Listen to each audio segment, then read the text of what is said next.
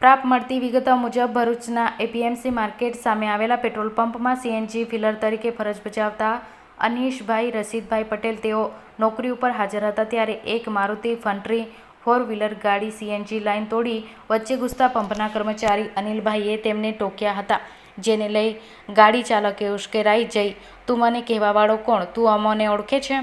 તેમ કહી માં બેન સામાની ગંદી ગાળો બોલવાની લાગતા ગાળો બોલવાની ના પાડતા ગાડી ચાલક અને સાથી મિત્રો ઉશ્કેરાઈ જઈ ફરિયાદને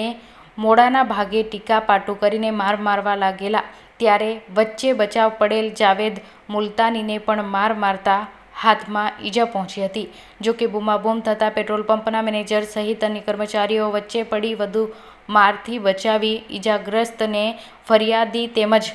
સહકર્મીને સારવાર અર્થ ભરૂચ સિવિલ હોસ્પિટલ ખસેડવામાં આવ્યા હતા. ફરિયાદમાં જણાવ્યા મુજબ ગાડી ચલાવનાર જિયા સલીમ મૌલવી રહે કંથારિયા તેમજ તેનો મિત્ર જકરિયા હોવાનું સીસીટીવી ફૂટેજમાં પ્રાથમિક વિગતો સામે આવી છે. અનીશ પટેલ મારુતિ ફન્ટ્રીના ચાલક અને સાથીદાર સામે ભરૂચ બી ડિવિઝન પોલીસ મથકે ફરિયાદ આપતા પોલીસે આઈપીસી કલમ 325, 323, 504, 114 મુજબ ગુનો દાખલ કરી સીસીટીવી ફૂટેજને આધારે તપાસ હાથ ધરી છે.